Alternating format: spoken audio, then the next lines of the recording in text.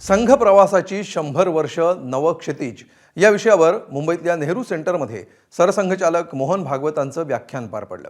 यावेळी बोलताना सरसंघचालकांनी अनेक समज गैरसमजांवर परखड भाष्य केलं। पाहूया या व्याख्यानातील काही महत्त्वाचे मुद्दे।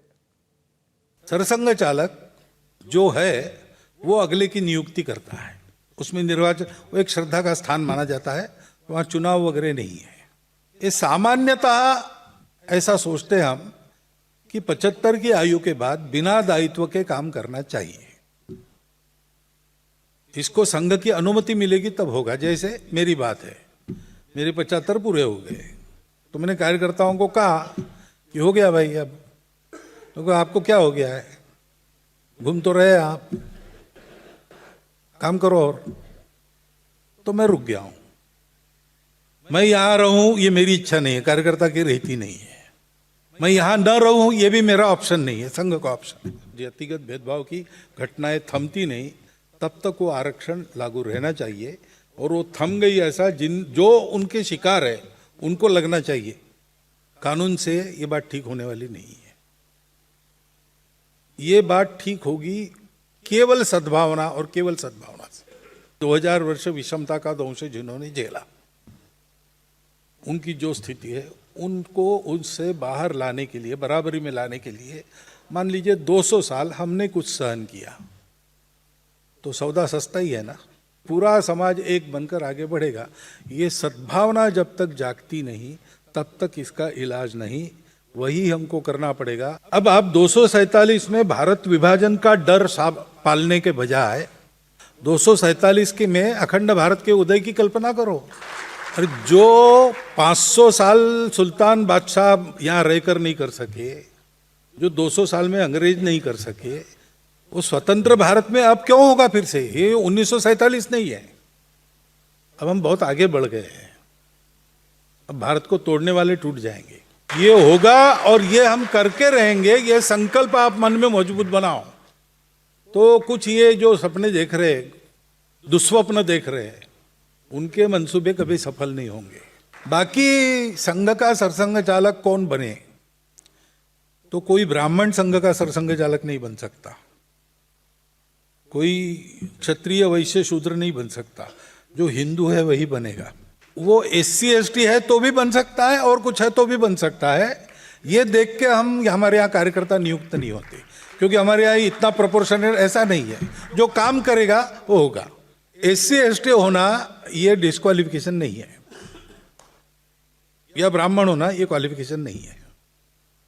जो उपलब्ध है और अच्छा है उसको उस समय के सरसंघ चालक बने। उसमें SC ST भी हो सकता है। स्वातंत्रवीर सावरकर को भारत रत्न मिला नहीं मिला, तो भारत रत्न मिला तो उस सम्मान का गौरव बढ़ेगा।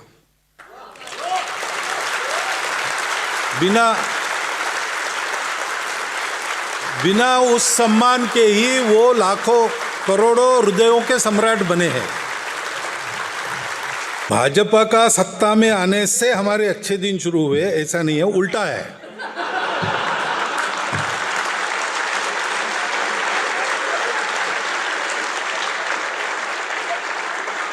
कल मैंने बताया था हम एक विचार और नीति लेकर चलते हैं। जैसे जैसे हमारी शक्ति बढ़ती है हम उसका प्रतिपादन करते हैं, प्रचार करते हैं, लोग उसको मानने लगते हैं। अब लोगों में अगर वो नीति स्वीकार हो गई तो चुनावी राजनीति में जो उस नीति का पुरस्कार करते उनको अपने आप लाभ होता है। किसने करना है हम नहीं बताते, उनकी मर्जी है। हम राम मंदिर के पक्ष में खड़े रहे, राम मंदिर के पक्ष में जो थे उनको लाभ हुआ। अन्य लोगों को मना नहीं थी तो उन्होंने नहीं किया। उनका पाप थोड़ा सा हमारे सर पर आता है क्योंकि यहां से गए, उसका कोई इलाज नहीं, वो हमारी रिस्क है और लेते हैं। यूनिफॉर्म सिविल कोड पूरे देश को एकात्म बनाने के लिए बहुत अच्छा उपकरण है, और इसलिए जब यूनिफॉर्म सिविल कोड लाएंगे तब आपस में झगड़े नहीं करने चाहिए। कानून में कोड आ गया इसलिए वो स्थापित हो जाता, ऐसा नहीं होता है। लोग स्वीकार करते, पालन करते, तब होता है। तो लोगों की मानसिकता पहले बनाएं, उनको विश्वास में ले, उनके साथ ऐसा व्यापक संवाद कर एक कोड लाए तो बहुत अच्छी बात होगी। और आनंद है कि इस दिशा में अभी जो चल रहे हैं वो थोड़े थोड़े ऐसे चल रहे हैं और पूरा ही ऐसा चल लेना चाहिए। अगर आ गया तो हम स्वागत करेंगे। अल्पसंख्यक की बहुसंख्यक, हम इसको मानते नहीं। अपना एक देश है, यहाँ मेजॉरिटी माइनॉरिटी का संवाद नहीं चलना चाहिए। हम एक ही पॉलिटी है, हम सब एक है। इसी आधार पर सारी राजनीति होनी चाहिए। तो प्रजातंत्र यानी पूरी प्रजा वो प्रतिनिधित्व होती है, वो लोग चलाते हैं, तो उसमें प्रजा का ये भाग चलाएगा, ये भाग झेलेगा, ऐसे नहीं होता है। तो सबकी सहमति इसमें आनी चाहिए, क्योंकि हमारे देश में अगर हम मेजॉरिटी माइनॉरिटी करेंगे तो हमारे देश में सब लोग माइनॉरिटी है, कोई भी मेजॉरिटी है नहीं।